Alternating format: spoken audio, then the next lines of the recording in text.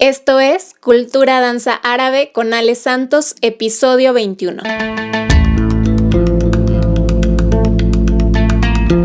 La música en 3 dimensiones según Hossam Ramzi. Hola familia y amigos de CDA, Cultura Danza Árabe. Me encanta decir CDA. Espero que te encuentres muy bien. Yo estoy muy contenta el día de hoy porque el episodio que te tengo preparado es en relación a un tema que me fascina y del cual trato de aprender cada día un poco más. De por sí este tema me encanta, como te comento, pero en esta ocasión es doblemente bonito porque vamos a platicar. Bueno, más bien yo te voy a platicar acerca de un artículo, el artículo que cambió mi danza y el cual escribió una persona muy importante para mí. Este es un artículo que fue escrito por el gran músico y maestro Hossam Ramzi, que en paz descanse. Antes de comenzar, déjame te cuento que este podcast está producido por la agencia de producción de contenidos y marketing digital Branding Cast. Si necesitas crear o potenciar tu marca, ya sea personal o negocio por medio de cualquier servicio digital como diseño web, community manager, creación de contenido, un podcast, asesoramiento, etc., visita la página www.brandingcast.net. Ahora sí, vámonos con el artículo. Ya he comentado en episodios anteriores que él fue el maestro que me hizo entender la música de una manera que no conocía, y no solo eso, sino lo más importante, fue quien me hizo entender de qué carajos trata la danza árabe con relación a la música. Fue, digamos, el que me hizo abrir los ojos y tener claro qué es lo que se supone que tenía que hacer al bailar. En episodios pasados ya he tocado un poco el tema del que hablaremos el día de hoy, sin embargo, no hemos profundizado en él. Y bueno, antes de entrar de lleno con el episodio, me quiero presentar. Yo soy Ale Santos, soy mexicana y radico en la bella y a veces caótica Ciudad de México. Soy una bailarina de belly dance y ahora también soy podcaster. Una de mis grandes pasiones es enseñar. Me gusta preparar a bailarines y bailarinas en este bello arte del belly dance. Entonces, crear un podcast de danza árabe fue el siguiente paso más lógico para llegar a más personas, para compartir lo que he aprendido a lo largo de mis años de alumna, para buscar mejorar como maestra, porque créeme que no es nada fácil transmitir la información detrás de un micrófono sin ningún apoyo visual. Y bueno, entrando al tema, este episodio lo desarrollé con base en el artículo de Hossam Ramzi, Tocando para bailarinas, y aquí aprenderás acerca de algunos de los conceptos y reglas que desarrolló el maestro Hossam para que tanto el músico percusionista como la bailarina sepan qué esperar el uno del otro para que de esta forma todo se vea en armonía. De hecho, en este episodio hablaremos de una fórmula para que independientemente del estilo que estés bailando dentro de la danza árabe, puedas comunicar con tu audiencia a través de tu danza. Esto es algo hermoso, ¿no? Porque al final de cuentas, esto es todo lo que como artistas queremos lograr, expresarnos y comunicarle algo a quien nos está admirando. Y bueno, pues quédate conmigo, toma papel y pluma para que hagas tus apuntes, ya que aquí te va información muy valiosa. Y para comenzar, quiero arrancar con la frase que cambió mi danza para siempre, y esta es: el auténtico arte de la danza oriental reside en escuchar visualmente la música. Hossam Ramzi. ¡Pum! Cuando escuché esta frase por primera vez, me voló la cabeza y hasta el día de hoy, cada que la vuelvo a leer me sigue causando algo, porque a pesar de ser tan sencilla y corta, dice tanto al mismo tiempo. Bueno, vamos a seguir. Comencemos con el artículo del maestro Hossam. ¿Qué significa esto de escuchar visualmente la música? Significa que cada sonido hecho por la música debe traducirse como un movimiento tridimensional por parte de la bailarina. Córtale, mi chavo. A ver, vamos a ejemplificar un poquito esto, o más bien mucho. Movimientos tridimensionales. Esto significa que si en la orquesta, ya sea en vivo o en una grabación, están tocando todos los instrumentos una frase, ya sea para la entrada, en medio de la pieza o al final de la canción, entonces nuestros movimientos deben ser grandes, deben ser del mismo tamaño de la orquesta. Absolutamente toda la orquesta está tocando y nosotros nos volvemos grandes como Hulk, pero sin la agresividad. Entonces nos volvemos grandes con nuestros movimientos y utilizando todo el escenario. Y muy por el contrario, cuando un solo instrumento de la orquesta está tocando, el espacio que debemos ocupar es menor, no tan desplazado, estático. En el artículo, Hossam dice que obviamente no va a decirle a una bailarina qué movimientos hacer, ni a otro percusionista qué ritmos, fraseos o acentos debería tocar. Ambos deberían darse cuenta del tipo de sonido que escuchan y actuar en consecuencia. La parte de la traducción musical teóricamente es bastante comprensible y de hecho es hasta cierto punto evidente, pero al momento de la práctica es otro boleto. Y para ejemplificar mejor esto, Hossam creó una fórmula sencilla pero muy poderosa para poder expresar esto de una manera correcta. E es igual a E en tamaño y dirección. Ok, aquí te voy a explicar de qué consta esta fórmula. La primera E es el sonido musical que escuchas, ya sea de una orquesta o de algún solista. La segunda E es el movimiento hecho por la bailarina que corresponde a ese sonido musical. El movimiento debe ser igual en cuanto a longitud, tamaño y potencia del sonido que estás escuchando. Y si ese sonido llegara a ser un mínimo cambio, tú también deberías responder con un cambio de dirección a ese cambio que escuchaste. Si te das cuenta, es importante tener bien desarrollado nuestro oído y atención para poder captar estos cambios, porque muchas veces pueden ser bastante sutiles. Para poder hacer esto es básico conocer y entender las capas que conforman una pieza musical. De hecho, ya he hablado de estas capas en otros episodios. Me parece que fue en el episodio 4, los 5 superpoderes de las belly dancers. Si no lo has escuchado, termina de escuchar este y corres a escuchar el otro, o mejor aún, escucha todos. Las capas serían ritmo, melodía, frases musicales y armonía. En este episodio no voy a profundizar en explicar cada una de las capas porque ya lo he explicado brevemente en episodios anteriores. De todas formas, en un futuro seguramente te platicaré de nuevo de este tema con algún otro enfoque. Por ejemplo, si estás escuchando que la flauta hace un sonido largo, que toca una nota larga, entonces nuestro trabajo sería hacer un movimiento que corresponda a ese sonido, como por ejemplo un movimiento de brazo que sea fluido, ya sea hacia arriba, hacia abajo o al frente. Yo, por ejemplo, lo que haría si este sonido es largo y agudo, subiría los brazos a la velocidad en la que esté siendo tocada esta nota. O por ejemplo, si esa misma flauta está tocando sonidos ligados, probablemente haría movimientos ligados, como unos brazos de serpiente u ondulaciones de manos o brazos persa. Ya te vas dando una mejor idea, ¿no? El secreto está en la práctica hasta que llegue un punto en donde lo logres hacer de manera intuitiva. Ya no vas a tener que pensar tanto en qué movimientos pueden ir ad hoc. Y esto, como cualquier habilidad, se desarrolla con la práctica, con la repetición y la constancia. No te vayas a desesperar si no te sale en los primeros meses.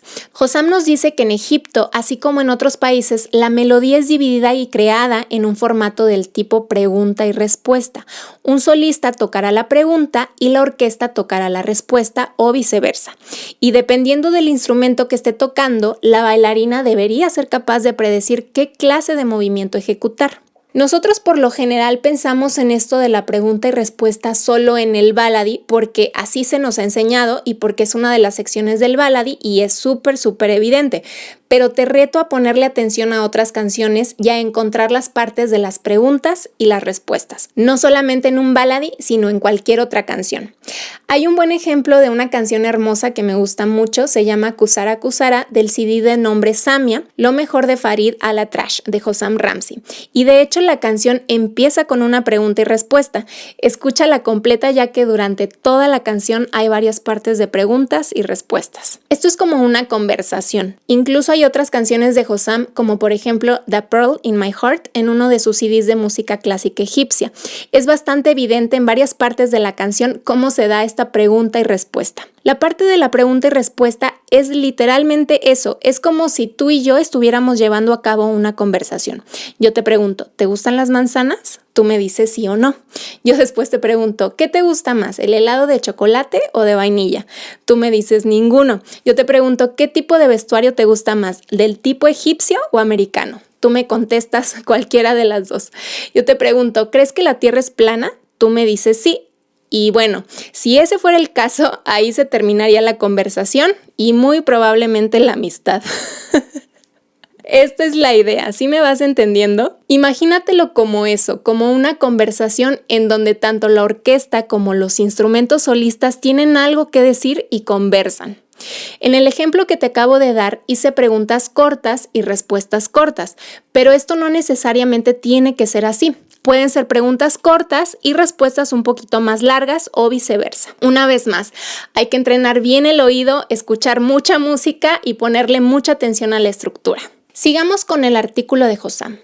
Él en su artículo divide los instrumentos solistas en 3 familias: la familia del ney, la familia del canún y del ud y la familia intermedia. Hoy solamente te voy a platicar un poquito de esta familia intermedia, no vamos a abarcar los otros instrumentos y pues ya sabes, más adelante en otro episodio hablaré más de ellos. Es que hay tanto material del cual te puedo platicar, solo tenme paciencia. Poco a poco le voy agarrando más la onda a esto de ser podcaster. Bien, pues hablando de los instrumentos intermedios, por llamarles de alguna forma, son varios los que forman parte de esta impredecible familia. Ahorita vas a ver por qué Hossam los llama incluso impredecibles. Estos instrumentos pueden tocarse con sonidos lentos o largos, también llamados legato, así como también sonidos enérgicos y cortos, también llamados staccato. Y estos instrumentos son el violín, el acordeón, saxofón, el mizmar, el teclado y la trompeta. Se espera que la bailarina o el bailarín se mueva con cada uno de los sonidos de estos instrumentos respecto a la manera que los está tocando el solista. Si él toca un sonido, la bailarina se mueve con ese sonido. Ella o él se mueven en cierta dirección con respecto al sonido que está siendo tocado. Si el solista cambia de una nota a otra, el bailarín debería de cambiar de dirección, ya sea de manera rápida o lenta, porque hubo un cambio.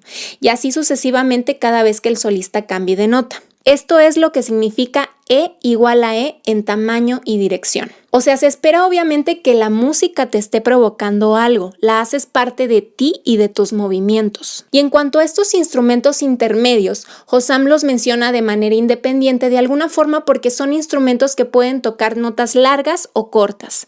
Y esto es así sobre todo porque a pesar de ser instrumentos melódicos, se pueden utilizar diferentes calidades de movimientos por lo versátiles que son estos instrumentos. Yo considero que en danza es muy común el sobrepensar, el pensar de más las cosas y más en estos días. Quiero confesar que a veces caigo en esto, pero trato y trataré de no hacerlo. Pero vamos a volver a la intuición. Si escuchas un sonido largo y ligado como el de un violín, naturalmente tus movimientos van a ser acorde a esto que estás escuchando. Y por ejemplo, si ese mismo violín emite notas cortas, pero fluidas, probablemente hagas un shimmy más amplio, más fluido o camellos más rápidos y fluidos. Y la idea es justo esa, no pensar de más, no ignorar la música y no comenzar a hacer movimientos cliché o de moda, porque entonces la danza perderá todo el sentido. Ya no estarás bailando con la música, sino que estarás haciendo pasos y la música solo va a estar ahí de adorno. Y como en el reggaetón, sería muy chafa perrear a todo lo que da, sino un tumpa, tumpa, tumpa, tumpa, que lo refuerce. Vamos a continuar con el artículo. Cuando toda la orquesta toca, se esperaría de la bailarina movimientos grandes y que se utilice gran parte del escenario. Ella tiene que ser tan grande como la propia orquesta. Cuando toca un solista, hace todo lo contrario. Y en el caso de un percusionista, sucede exactamente lo mismo. Él o ella marcarán los acentos grandes. Se puede explayar y el percusionista puede apoyar a la bailarina con sus movimientos grandes. Y cuando entra un solista, retrocede el percusionista y le baja un poquito para solo mantener la base. Esto en conjunto hará que todo se escuche y se vea en armonía. Debido a esto, cuando tú, el percusionista, aumentes o disminuyas tu intensidad al tocar para una bailarina, serás una guía para él o para ella. Tú eres su guía del volumen del movimiento. Debes de ayudar a crear la magia para ser parte de la magia. Me encanta. Y esto es tan cierto y parecería hasta cierto punto obvio, pero no siempre es así. Uno tiene que ser educado en estos aspectos como percusionista y como bailarina para poder trabajar mejor y que suceda la magia y que el público tenga una buena experiencia al estar viéndonos y al estar escuchando la música como un conjunto, así como comenta Hossam en su artículo. Y quiero enfatizar esto haciendo una analogía. Cuando trabajamos con más bailarines, por ejemplo, en una pieza coreográfica grupal en donde a veces hay momentos en donde alguna bailarina o bailarín hace un solo, pues lo correcto sería que los demás bailarines permitieran que el foco de atención en ese momento esté en alguien más, ¿no? ¿Y cómo lo hace? Pues exactamente así como lo comenta Hossam. Esto en la música en general es un poquito más común y evidente, se llaman matices. Aunque todos nosotros nos hemos topado a estos grupos de fiesta que todo lo tocan a todo lo que dan, ¿no? Pero bueno, regresando a la música árabe, en el caso de un percusionista que entiende que hay otro instrumento solista en ese momento, pues parte de hacer estos matices sería manteniendo una base y ritmo estables con un volumen perfectamente balanceado y suave para que pueda entrar este instrumento que ahora va a ser solista y deleitarnos con su solo. Pues pasa lo mismo en una pieza coreográfica con bailarines, y enfatizo esto porque normalmente nosotros bailamos como solistas y a veces puede ser un tanto difícil entender que en una pieza grupal debes ayudar a crear la magia para ser parte de la magia. Recuerdo hace muchos años atrás una ocasión en donde a mí me tocó ser el foco en una pieza grupal. Fui el foco yo creo que por lo menos unos 15 segundos durante esa pieza, y otra bailarina de mi grupo, cada vez que esto sucedía conmigo o con alguien más, pues le echaba más ganas todavía y casi que hasta corría por todo el escenario batiendo sus alas de Isis para ser ella el foco de atención. Creo que tenía mucha necesidad de atención, pero más allá de eso no entendía la dinámica de la danza ni lo que estaba pasando en ese número, cosa que lo único que hace es crear confusión para el espectador. Pero a lo que me refiero es que se supone que esta magia de la que Hossam habla sucede en conjunto. Eso es lo bonito de trabajar en grupo como bailarines y como una orquesta. Y bien, continuando con el artículo de Hossam, él dice que como bailarina, tú le estás diciendo a la audiencia, mira, esto es como la orquesta se ve en 3 dimensiones y esto es como el solista se ve en 3 dimensiones. Y como percusionista, tú eres el arquitecto de toda la escena. Tú le dices a todos, a la orquesta, el solista, la bailarina y la audiencia, este es el tamaño de cada parte de la música. Esta es la escala de este mapa. Eres tú, el percusionista, quien traduce el mapa para ellos y les hace entender la dimensión de la pirámide del sonido que está siendo creado. Hossam también dice que la bailarina o el bailarín es el último instrumento de la orquesta, lo cual es absolutamente hermoso y cierto, ya que el show que se está ofreciendo es con base en el esfuerzo grupal y como Hossam nos comenta, todos deben de ayudar a crear la magia para ser parte de la magia. Hossam al final del artículo nos dice que el mejor percusionista es el percusionista que escucha y que la mejor bailarina es la bailarina que escucha. Entonces pongámonos a hablar y postear menos y a escuchar más.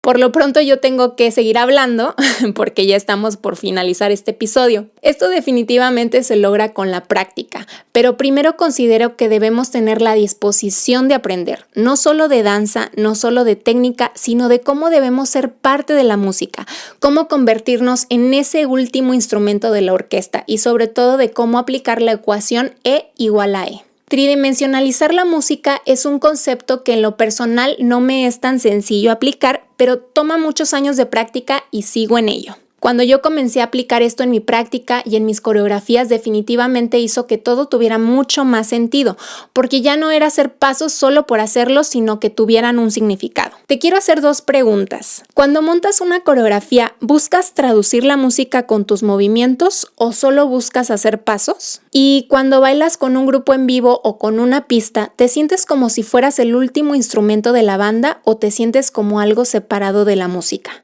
No te preocupes, no me tienes que contestar ahorita mismo. Date un tiempo y medita las respuestas. Piénsalo y si tu respuesta a ambas preguntas es sí, pues genial. Si tu respuesta fue no, el secreto está en la práctica.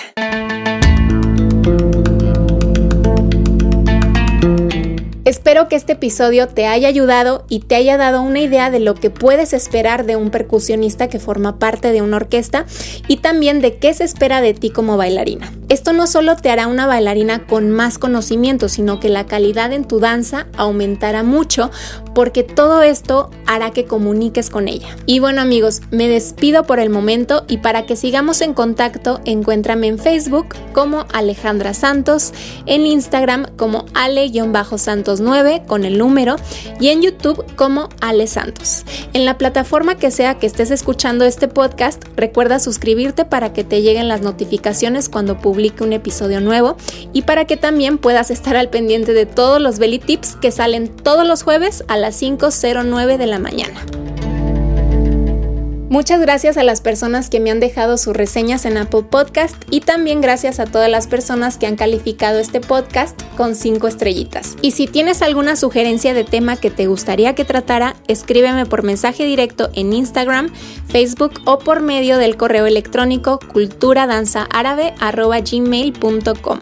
Tus sugerencias y comentarios son importantes para mí. Nos escuchamos en el próximo episodio. Bye bye.